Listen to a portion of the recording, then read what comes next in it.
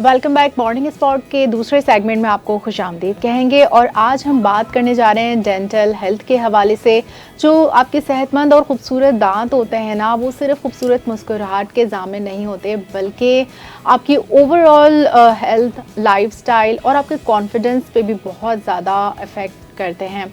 अगर इन्हीं की आप सही से प्रॉपर देखभाल नहीं करते तो आगे चल के आपके लिए काफ़ी मुश्किलात का बायस बन सकते हैं, जिसमें आपके अखराजात में भी इजाफा हो जाता है। फिर आपको बेइंतहा तकलीफ़ से गुजरना पड़ता है। कहते हैं ना, दांत की तकलीफ़ कोई दुश्मन को भी ना दे, इतनी शदीद तकलीफ़ होती है। और इस तरह की जो जितने भी डेंटल इश्यूज़ होते हैं उस पर आज हम बात करने जा रहे हैं। जी बिल्कुल। देखें, आजकल के दौर में हम लोग ये देखते हैं कि लोग सिर्फ ये समझते हैं कि शायद डेंटल प्रॉब्लम्स का ताल्लुक दांतों से है, और हमें एक्चुअली ये नहीं पता कि डेंटल इश्यूज़ की वजह से बहुत सारी दूसरी बीमारियां जन्म ले सकती हैं। हम लोग जब तक दांत में दर्द नहीं होता तब तक हम दांतों की सेहत का ख्याल रखना तो दूर की बात, रखना तो छोड़ें, बिल्कुल सोचते भी नहीं हैं हम दांतों के बारे में जब तक इंतहा का दर्द ना हमारे दांतों में हो जाए। खैर, इस पे जो है वो हमारे साथ आज एक बहुत ही ज़बरदस्त गेस्ट मौजूद हैं। डेंटल एक्सपर्ट भी हैं, साबिक मेंबर कौमी असम्बली भी हैं, और अभी इस दौर में 2024 के टेन्योर में मेंबर सूबाई असम्बली सिंध भी हैं। हमारे साथ मौजूद हैं doctor Fauzia Hamid, dental expert भी हैं। अस्सलाम वालेकुम मैम, कैसी हैं? अस्सलाम वालेकुम। डॉक्टर फौजिया, आपको तो माशाल्लाह देखते ही लग रहा है कि नॉट ओनली आपने जो मिनिस्ट्री संभाली है, बल्कि साथ ही आप अपनी ओवरऑल हेल्थ का भी बहुत ख्याल रखती होंगी। डेंटल हेल्थ से ज़्यादा आपकी स्किन जो माशाल्लाह ग्लो कर रही है ना, तो इसका क्या राज है? पहली बात, मैं मिनिस्टर नहीं हूँ, मैं अपोजिशन की मेंबर हूँ, एमपीए हूँ। देखिए, हेल्दी स्किन जो है उसके लिए आपको वो पेट से उसका ताल्लुक है। हाँ। आप जो खाएंगे, अगर आप हेल्दी खा रहे हैं तो आपकी हेल्दी बॉडी होगी, आपकी हेल्दी स्किन होगी। हम अनफॉर्चुनेटली हम लोगों ने सोच लिया कि हमने जंक फूड खाना है। सुबह उठते ही हमारा जो ब्रेकफास्ट है वहीं से जो है हमारी रॉन्ग वे हम स्टार्ट कर देते हैं। हमने मेरे पास पेशेंट आते हैं तो मैं उनसे पूछती हूँ कि आप सुबह में क्या खा के आए हैं, तो वो कहते हैं चाय पापे। तो अगर आप उसके कैलोरीज काउंट करें और उसको आप देखें कि उसमें क्या आपके न्यूट्रिशन ले रहे हैं, तो यू आर नॉट टेकिंग। तो जो बॉडी को आपके चाहिए, बॉडी की फ्यूलिंग जो है, और बेस्ट फ्यूलिंग, हम अपनी कार में हम जब फ्यूल डलवाते तो हम कहते हैं फला पेट्रोल पंप से आप फ्यूल डलवाएं, वहाँ का पेट्रोल बहुत अच्छा है, यहाँ से नहीं डलवाएं, इसका पेट्रोल नहीं है अच्छा। तो ऐसे कैसे हो सकता है कि आप अपनी बॉडी का जो इंजन है उसको अनहेल्दी कर रहे हैं? तो जब तक उसको ठीक नहीं करेंगे, जल्दी बूढ़े हो जाएंगे, जल्दी रिंकल्स आ जाएंगे, स्किन अनहेल्दी हो जाएगी। अच्छा डॉक्टर साहब, दांतों का और आपकी स्किन का कनेक्शन है डाइट से, तो आप क्या कहना चाहेंगी हमारे नाजरीन से कि दांतों की सेहत तो देखिए डायरेक्ट डाइट से, क्योंकि आप जब सोलो करते हैं उसको तो डायरेक्ट दांत अफेक्ट होते हैं उससे, लेकिन स्किन, लोग इस चीज़ को नहीं समझते। लोग समझते हैं शायद पेट का ताल्लुक इंटरनल डिजीज़ से है, और स्किन जो है वो आपकी सिर्फ और सिर्फ क्रीम से या इस तरह की जो है वो ट्रीटमेंट से जो है वो बेहतर होती है। लोगों को ये आजकल नहीं पता कि आपकी डाइट कितना असरअंदाज होती है आपकी स्किन पर। देखिए, डाइट बहुत ज़रूरी है। डाइट जब वो मैंने आपको बताया ना, बॉडी की फ्यूलिंग है, वो आपके दांत हो, चाहे आपकी स्किन हो, चाहे आपका माइंड हो, ये तमाम चीज़ें इफ़ेक्ट होती हैं। हमने रॉ फूड खाना छोड़ दिया है।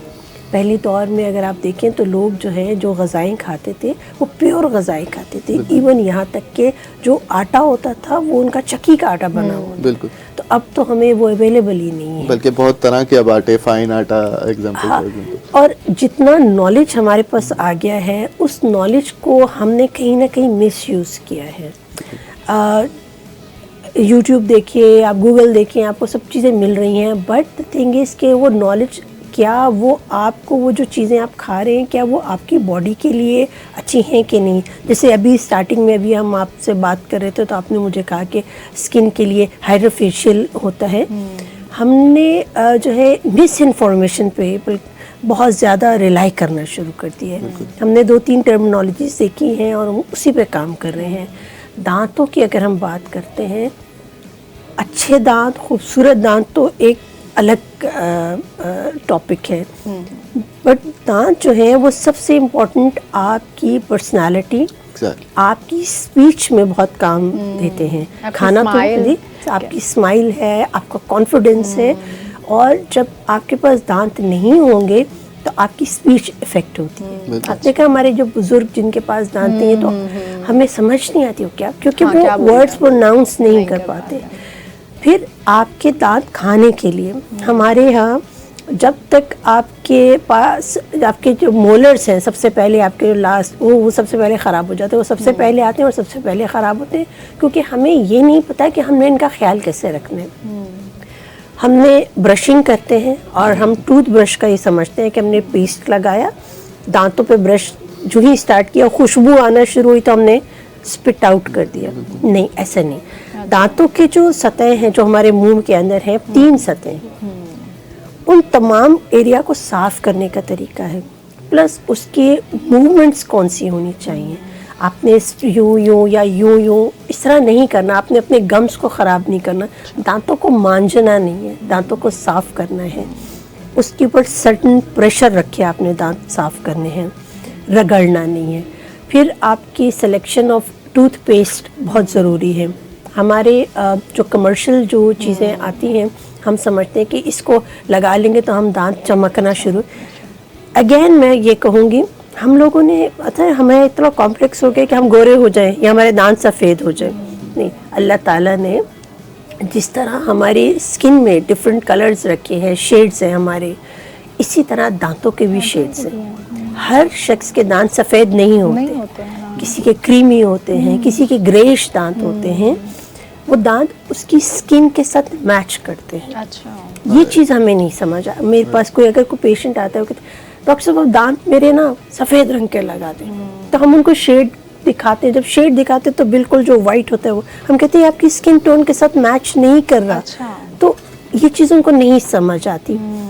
तो दांतों को साफ रखें, वो नहीं करें। अब ये ब्लीचिंग करवा लेते हैं लोग कि हमें वाइट करने हैं, दांत वाइट करने, तो वाइट नहीं करें, आप दांतों को साफ करें।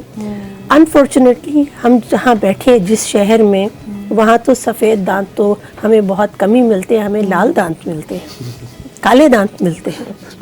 तो हमने तो अपने इतना मिसयूज़ कर दिया है कि ये चीज़ें, और इतने अच्छी एक पर्सनालिटी के एक आए कि कोई भी शख्सियत द मोमेंट वो बात करते हैं तो काले दांत आपके दिखते हैं, तो आप उसकी तो शख्सियत गई ख़त्म। मैं वही सोचती हूँ, जो लोग गुटखा मावा खाते होंगे वो अपने दांतों के ब्रश तो बहुत दूर की बात, वो तो हर वक्त उनके दांत ही कोटेड लग रहे होते हैं। लोग कैसे उनसे बात कर लेते हैं, और ये बहुत बहुत कॉमन कल्चर है यहाँ पर। अच्छा, इसमें कहीं कुछ चीज़ें ऐसी हैं कि आपकी सोसाइटी का प्रेशर भी है, जैसे कि फ्रेंड्स बैठे हुए हैं और एक ने वो मावा या गुटखा खोला और वो सब लोगों ने मिलके खा लिया, एक ने स्मोकिंग की, सिगरेट स्टार्ट की तो सब ने स्टार्ट कर दी। मैं अभी एक रेजोल्यूशन अल्लाह का शुक्र है कि अल्लाह ताला ने एक ऐसी जगह पे बिठाया कि जहाँ हम जो प्रॉब्लम्स हैं उनके लिए हम रूल्स भी बना सकते हैं। मैं ये कह रही हूँ कि नो स्मोकिंग जोन जो है वो पूरा ये इसको इंट्रोड्यूस करा जाए, पूरी दुनिया में है। आप अमेरिका में जाएंगे तो आप हर जगह बैठ के सिगरेट नहीं पी सकते, आप इवन यूके में आप हर जगह खड़े होकर सिगरेट नहीं पी सकते। तो हम पाकिस्तान में क्यों नहीं ये काम करते, इसको इम्प्लीमेंट करना पड़ेगा।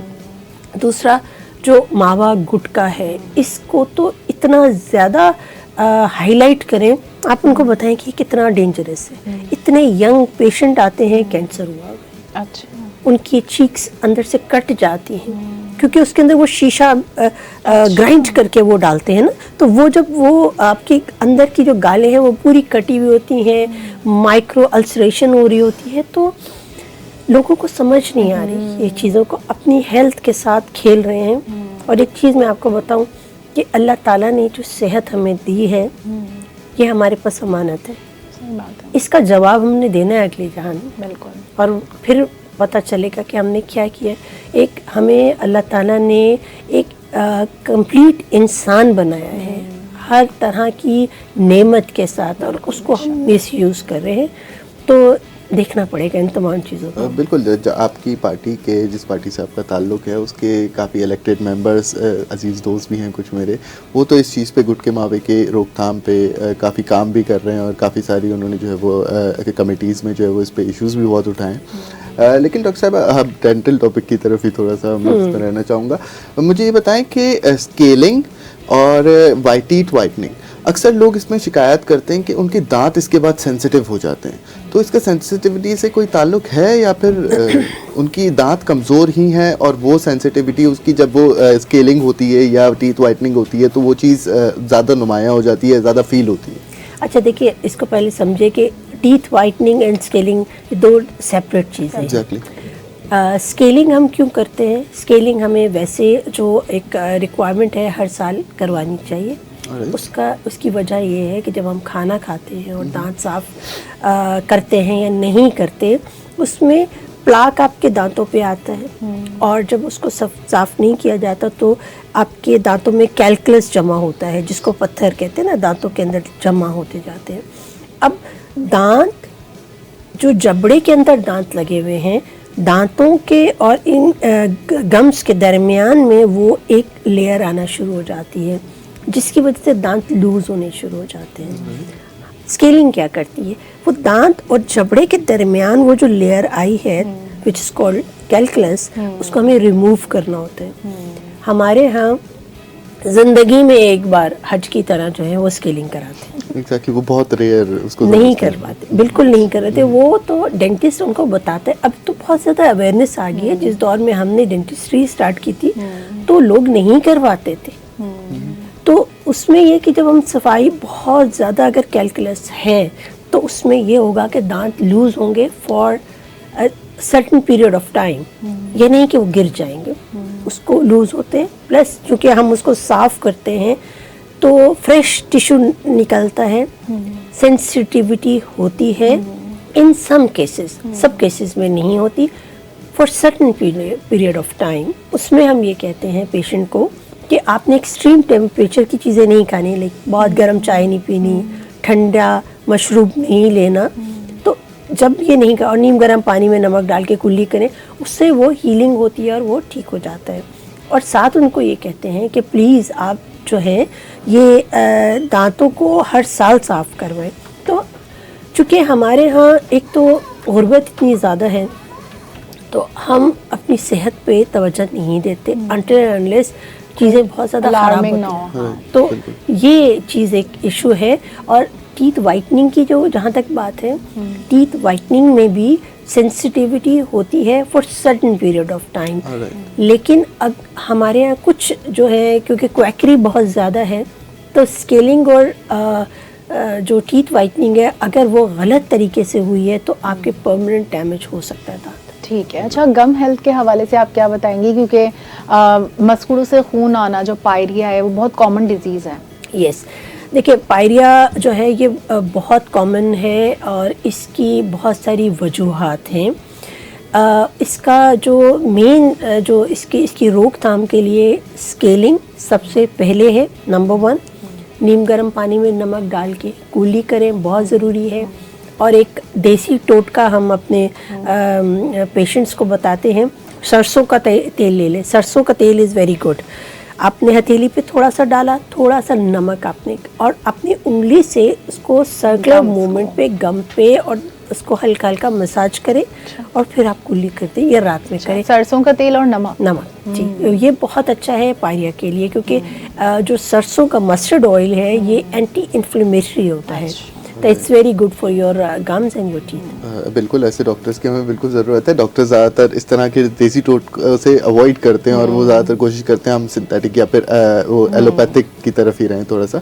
अच्छा डॉक्टर साहब, ये चीज़ के आजकल टूथब्रशेस में बहुत सारी वैरायटीज़ आ गई हैं। डेंटल एक्सपर्ट्स के मुताबिक स्टैंडर्ड सेट है कि आपने एक टाइम में दिन में सुबह उठते ही और एक टाइम सोने से पहले आपने ब्रश करना है फॉर सेहतमंद दांतों के लिए। लेकिन आपको लगता है मिसवाक हमारे दीन में भी जो है वो सुन्नत है, और मिसवाक क्या इसका परमानेंट अल्टरनेटिव हो सकता है टूथब्रश का? क्योंकि लोग कहते हैं टूथब्रश डैमेज करता है दांतों को। नहीं, देखिए मिसवाक जो है उसका ऑल्टरनेट नहीं हो सकता। आप वी कैन यूज़ मिसवाक, हजूर सल्लल्लाहु अलैहि वसल्लम मिसवाक यूज़ करते थे। लेकिन एक चीज़ मैं आपको बताऊं, हम यहाँ रिलीजियस एक्सपर्ट्स नहीं बैठे हुए, लेकिन हजूर सल्लल्लाहु अलैहि वसल्लम की जब हम ज़िंदगी को देखते हैं तो उन्होंने उस दौर में बेस्ट अवेलेबल ऑप्शंस को ऑप्ट किया। बिल्कुल। एट दैट टाइम वो मिसवाक 5 दिन में 5 दफ़ा नमाज के साथ करते थे, और उन्होंने कहा था कि अगर मुझे वो ना हो तो मैं इसको फ़र्ज़ कर दूँ। तो ये उन्होंने ये बात की थी। मुझे एग्जैक्ट वर्ड्स नहीं पता, लेकिन मैं उसको मफ़हूम बता रही हूँ। इसी तरह से जुमे के दिन वो अपने बालों को साफ़ करके, ऑयल करके, इत्र लगा के वो जाते थे। तो देखिए उनके लेवल पे तो कोई इंसान जा नहीं सकता। बिल्कुल ऐसे ही। अभी ब्रश जो है वो बहुत, कुछ मिसवाक ऐसी हैं जिनमें एंटी इन्फ्लेमेटरी क्वालिटीज़ हैं, बट वो उनकी जो ब्रिसल्स हैं वो उस तरह के नहीं कि दांतों को पूरा प्रॉपर तरीके से साफ कर सही सके। जगह पे नहीं पहुंच पाते, और ना ही हम उस पर पेस्ट यूज करके लगा सकते हैं। तो मतलब जो बैड स्मेल होती है वो तो मिसवाक से नहीं जा सकती। बैड स्मेल उससे नहीं जाएगी। और दांतों को जब हम साफ़ करते हैं, मैं आपको इस चैनल के तवज्जो से एक चीज़ बड़ी इंपॉर्टेंट आपके जो नाजरीन हैं उनको बता दूं कि दांत साफ़ करना सिर्फ ब्रशिंग नहीं होती। 4 चीज़ें होती हैं जिससे हम दांत साफ़ करते हैं। Number 1 is your brushing. 2.5 minute तक आपको ब्रशिंग करनी होती है। ब्रशिंग करें, और अगर आपके दांतों में पायरिया हुआ है तो जो डॉक्टर आपको, जो आपका डेंटिस्ट है, जो टूथपेस्ट रिकमेंड कर रहा है मेडिकेटेड, वो आपने 1 मिनट अपने मुंह में रहने देना है। अच्छा। और उसके बाद आपने स्पिट आउट करना है। सही बात है। Number 1। Number 2 is dental floss, जिसको धागा कहते हैं दांत का। वो आजकल तो फ्लॉस बहुत डिफरेंट तरह के आ गए हैं। खाना खाने के बाद आपने डेंटल फ्लॉस लाजमी इस्तेमाल करना है। दांतों के दरमियान जो सतह, जो सरफेस है, वो हम ब्रश से नहीं क्लीन कर सकते। ऐसे ही। स्पेशली जब आपने कोई मीठा खाया है या आपने कोई फाइबर डाइट ली है, गोश्त खाया है, तो उसके फाइबर्स फंस जाते हैं। डेंटल फ्लॉस से आपने इसको साफ़ किया। आपको माउथ वॉश लाजमी यूज़ करना है, उसको डाइल्यूट करके। नंबर 4 विच इज़ लाइक, बचपन में हमें बड़ी इस पे मारे पिटी हुई है, chewing gum, sugar free chewing gum. Sugar free chewing gum आप खाएंगे तो उससे ये होगा, एक तो आपके मुंह में स्लाइवा प्रोड्यूस होता है। एक कुदरती अल्लाह का एक निज़ाम है, जब मुंह में खाना आता है तो स्लाइवा प्रोड्यूस होता है ताकि वो उसको डाइजेस्ट करे। स्लाइवा जब प्रोड्यूस होता है तो आपके दांतों को कीड़ा नहीं लगता, जिसको डेंटल केरीज बोलते हैं, और आम जुबान में दांतों का कीड़ा कहते हैं, वो नहीं होता। आपकी जॉ लाइन बहुत अच्छी बनती है, आपकी एक्सरसाइज होती रहती है। तो और इंटरप्रॉक्सिमल एरिया, जो दांतों के दरमियान की जो सतहें हैं, मैं बहुत आसान अल्फाज में इसलिए कर रही हूँ कि सबको समझ आ जाए, वहाँ भी च्युइंगम जाके वो उस एरिया को क्लीन आउट करती है। तो इट्स वेरी इंपॉर्टेंट। ये मतलब बहुत ये तो बड़ी हेल्दी सी चीज़ हो गई। अगर हम इस तरह से कोई गम यूज़ करते हैं। अच्छा, दांतों की एक बीमारी है रूट कैनाल, तो ये किस तरह से हो जाता है और क्या इज़ इट सेफ? क्योंकि जब ये रूट कनाल करवाते हैं तो फिर मेरे ख्याल में कुछ रेशा अटकता है और लोग बहुत ज़्यादा इसकी कंप्लेन करते हैं। क्या है ये? Basically root canal is not a disease, it's a treatment. अब रूट कैनाल क्यों होती है? जब दांतों में कीड़ा लगता है और हम इग्नोर उसको करते हैं, वो कीड़ा जो है वो नीचे दांत की सेकेंड लेयर को, दांतों की 3 लेयर्स होती हैं। पहली लेयर इज़ एनामल, जो हमें दिख रहा है। एनामल को जब वो इफ़ेक्ट करता है और हम उसको ट्रीट नहीं करवाते तो सेकेंड लेयर को इफ़ेक्ट करता है डेंटिन पे। डेंटिन से नीचे जाता है pulp. Pulp is a living tissue. जब वो कीड़ा वहाँ तक पहुँचता है तो आपके दांतों में दर्द शुरू हो जाता है और शदीद शूटिंग पेन होता है। उस वक्त ये होता है कि डेंटिस्ट के पास जब आप जाते हैं तो हम कहते हैं कि नहीं, आपको रूट कैनाल की ज़रूरत है। रूट एंड उसमें हम एक कैनाल, जो हमारी कैनाल्स हैं उनको हम क्लीन करते हैं। उसमें जो नस है उसको हम साफ़ कर देते हैं, कट कर देते हैं, तो दांत आपका डेड हो जाता है। अच्छा, मुझे ये समझ नहीं आता कीड़ा लोग लगने ही कैसे देते हैं? मतलब ये जब ब्रशिंग करते हैं तभी हम अपने अगर जायज़ा लें अच्छी तरह दांतों का, तो कहीं भी अगर ज़रा सा भी कुछ डेंट हो तो उसको फ़ौरन साफ़ करना या फ़ौरन डेंटिस्ट से रुजू करना। तो इतने प्रोलॉन्ग कैसे हो जाता है कि कीड़ा लगे फिर उसका रूट ना लो?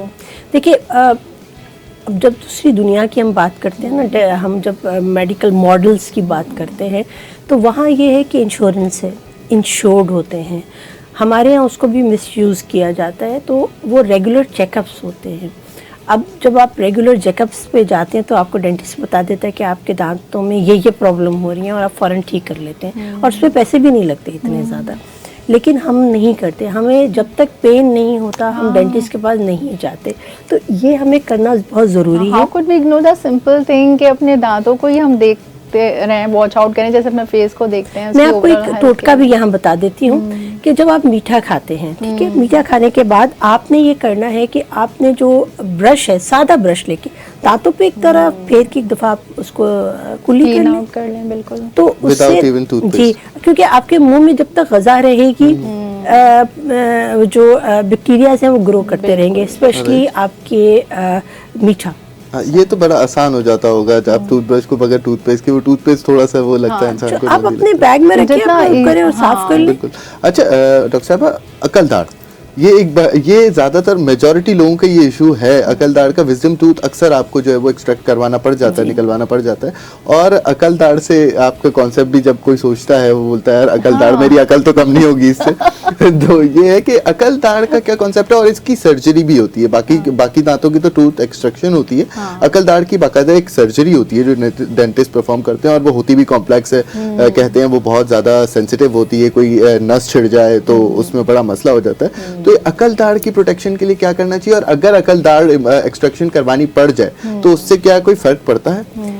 अकलदाढ़ जिसको विजडम टूथ कहते हैं, और हमारी जुबान में इसको थर्ड मोलर कहते हैं। हमारे मुंह में 4 अकलदाढ़ें होती हैं, 2 ऊपर होती है, 2 नीचे होती हैं। और उसमें ये है कि with the passage of time, जिस तरह के हमारे डाइटरी हैबिट्स हैं उसकी वजह से, और कुछ टाइम के साथ हमारा जो जॉ है ये छोटा होना शुरू हो गया है। पहले दौर में जॉज बहुत बड़े होते थे, अब हमारे पास 3 मोलर्स होते हैं, पहले 4 मोलर्स और 5 मोलर्स भी होते थे। तो आप सोचिए कितना बड़ा जॉ होगा। अब ये जॉ छोटा होने की वजह से जो थर्ड मोलर आता है, 2 तो आ जाते हैं, थर्ड मोलर आता है तो वो इम्पैक्टेड होता है, उसको हम कहते हैं इम्पैक्शन, दांत का फंस जाना। अब समटाइम्स वो हल्का सा मुंह में आता है, या समटाइम्स उसकी टिप आती ही नहीं है और वो अंदर जॉ के अंदर होता है, बोन के अंदर होता है, और उसकी हम सर्जरी करते हैं। और मेजॉरिटी लोगों की सर्जरी होती है तो अकल ठिकाने आ जाती है, दर्द होती है। इसका it has nothing to do with your आपकी अकल के साथ, आपकी विट के साथ, इसका कोई ताल्लुक नहीं है। हाँ, इसमें दर्द ज़रूर होता है। जब अकलदाढ़ आना शुरू होती है, क्योंकि ये मैच्योर एज में आती है, 18 पे बॉयज़ की 13 पे बॉयज़ की आती है, 18 पे ख़वातीन की आती है। अगर आपको लगता है कि आपके कान में दर्द हो रहा है, या टिक टिक की आवाज़ आ रही है, या आपको मुंह खोलने में, जॉ ओपनिंग में पेन हो रहा है, आप फ़ौरन डेंटिस्ट के पास जाएं। अच्छा। और उनको हम एक एक्सरे करते हैं जिसका नाम OPG है, वो हम करवा के उसकी हम देख लेते हैं कि दांत कितना, और बाहर ममालिक में ये है कि वो पहली सर्जरीज करा लेते हैं। अच्छा, लेकिन आपने कहा 13 और 18 एज, जबकि ये तो बहुत मैच्योर एज में जाके एक्सट्रैक्ट करवाते हैं हम, तो मतलब इसको अकलदाढ़ क्यों कहते हैं? इसका विजडम से क्या ताल्लुक है? मैंने अभी बताया इसका विजडम से कोई ताल्लुक नहीं है, लेकिन इसका एक नाम रख दिया गया है। जैसे कि हम डेंटल केरीज को कीड़ा कहते हैं। कीड़ा तो कहीं भी दिखता नहीं है। हम जब पढ़ना शुरू किया है BDS तो उसमें हमें पता, तो कीड़ा कहीं नहीं है। अब हमसे पेशेंट आके कहते हैं कि डॉक्टर साहब मैंने कीड़ा बाकायदा देखा है दांत में। तो मैंने कहा अच्छा, तो कीड़ा कोई नहीं, ये एक वर्ड है। इसी तरह से अकलदाढ़ एक लफ्ज़ है जो हमने उसको इस्तेमाल हम करते हैं। अच्छा, पहले आपने कहा कि बहुत ज़्यादा जॉज और 4 मोलर होते थे, तो क्या वो लोग क्या एक्सट्रैक्ट नहीं कर पाते थे? उनके सही रहते थे दांत? देखिए, उस दौर में भी डेंटिस्ट्री में कुछ ना कुछ तो होता था। आपको पता है कि हमारे जो पुराने जो हम देखते हैं मॉडल्स, उसके अंदर उनके गोल्ड के दांत हुआ करते थे, गोल्ड के वो क्राउन्स लगाते थे। जो जिसके पास गोल्ड के क्राउन्स होते थे वो सबसे ज़्यादा अमीर होता था।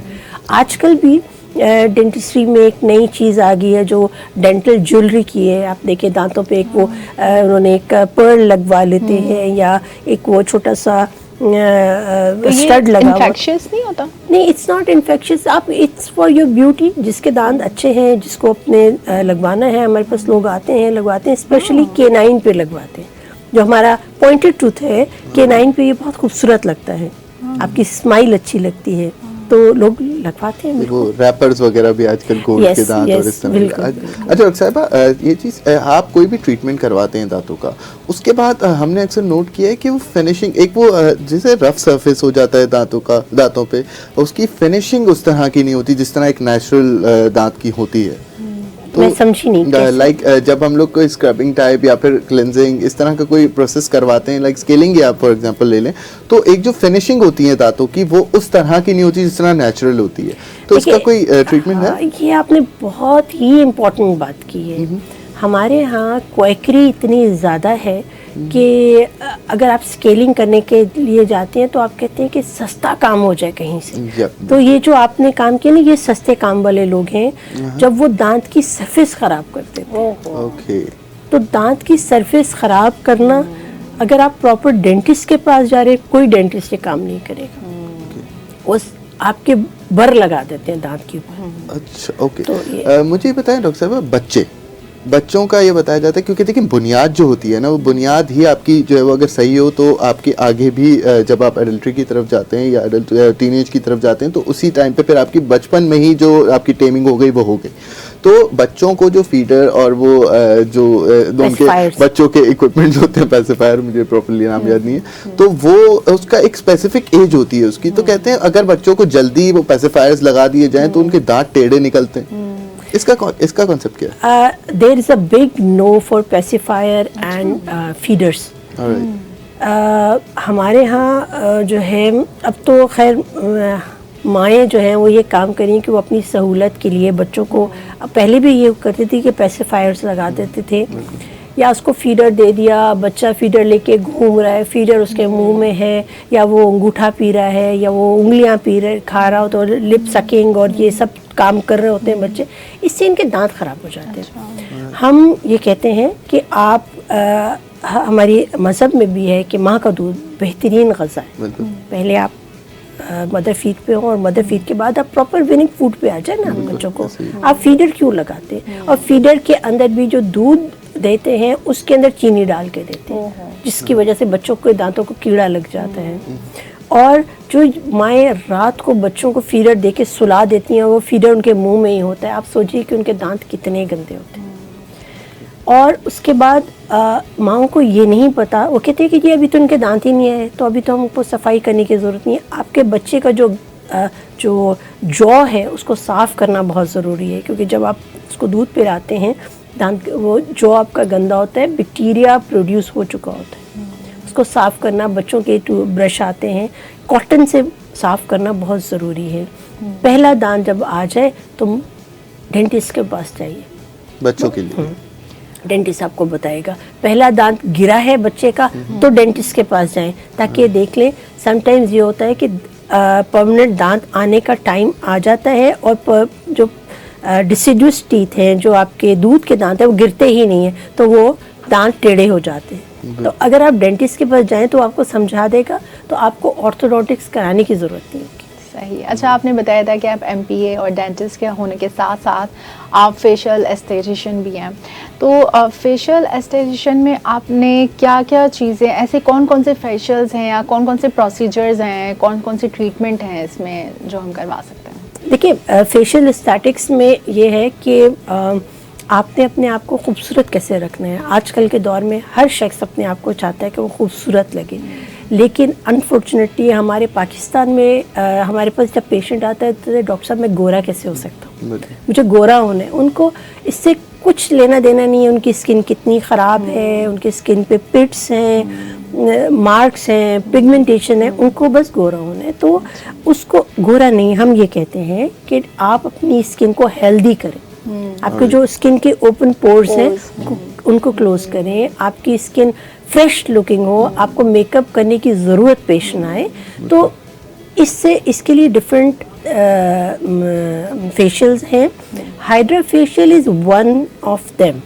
हाइड्रा फेशियल की अपनी जो इंडिकेशंस हैं, पेशेंट आते हैं उन्होंने चूंकि वो ये यही नाम सुना हुआ था तो हम बता देते हैं। बिल्कुल। तो उनको हम फिर बताते हैं कि उनकी हम स्किन चेक करते हैं और उसके बाद बताते हैं कि आपकी स्किन को ये नीड है, तो ये ट्रीटमेंट्स हैं, अगर आपने करवाने हैं तो इस तरह आप करें। और एक और चीज़ मैं आपको बताऊं, हम ये अक्सर पेशेंट आके कहते हैं कि जी हमने बोटॉक्स कराए थे तो वो तो ख़त्म हो गए। परमानेंट नहीं कोई चीज़ होती है, ऐसा नहीं है कि हमने आपके लाइफ टाइम हमने एक काम कर दिया। आपको फॉलोअप पे रहना है। जिस तरह आपकी स्किन एज होगी, आपकी स्किन में बहुत सी चीज़ें हैं जो कि पहले तो अल्लाह ताला ने वो प्रोड्यूस कर रहे हैं, लेकिन उसके बाद एक टाइम होता है वो नहीं प्रोड्यूस करती, तो फिर हमें उसके बूस्टर्स चाहिए होते हैं। ठीक है, आखिर में एक लाख सवाल मैं आपसे करना चाहूँगा। डॉक्टर साहब, आप क्योंकि सियासत में भी जो है वो पूरी तरह से इन्वॉल्व हैं और आपका ये पैशन भी है, तो इसको मैनेज कैसे करते हैं? और साथ ही साथ आखिर में मैं चाहूँगा आप अपने हमारी ऑडियंस को जो है वो मैसेज भी दें दांतों और स्किन के लिए उन्हें क्या करना चाहिए। मैं इसके अलावा एमफिल भी करी हूँ वुमेन स्टडीज़ में। इतने सारे काम कैसे मैनेज करती हैं? देखिए, अल्लाह ताला ने आपको एक ही ज़िंदगी दी है और इसको भरपूर तरीके से जीना चाहिए। और आप जब इस दुनिया से जाएं तो लोग आपको अच्छे अल्फाज में याद करें। ये अल्लाह ताला की मुझ पे बहुत करम नवाजी है कि एक ऐसी जगह पे उन्होंने मुझे बिठाया है कि जहाँ मैं लोगों के लिए काम कर सकती हूँ और मैं रूल्स बना सकती हूँ, मैं लॉज बना सकती हूँ। तो इसके लिए देखिए, जब ये अल्लाह ने आप पे जिम्मेदारी दी है तो फिर उसको मैनेज करना बहुत ज़रूरी है। एक चीज़ जहन से बिल्कुल निकाल दें कि आपने पैसा कमाना है। आप ये चीज़ सोच लें कि आपने इंसानों के लिए काम करना है। इंसानों के जब आप इंसानों के लिए काम करना शुरू करते हैं तो फिर अल्लाह के यहाँ पे एक अकाउंट खुलवा लेते हैं और अल्लाह ताला उस बैंक में, उस अकाउंट में जो इंटरेस्ट देता है ना, वो आप यकीन करें आप बहुत इंजॉय करते हैं। बिल्कुल, खल्क़ खिदमत के लिए अल्लाह ताला ने इंसान को पैदा किए हैं, वरना इबादत के लिए तो फरिश्ते कम नहीं थे। तो बहुत शुक्रिया फौजिया हमीद, आप हमारे साथ आए और हमें इतना सारा कुछ आपने डेंटल हेल्थ और स्किन से रिलेटेड बताया। इसी के साथ हमारा प्रोग्राम का वक्त ख़त्म होता है।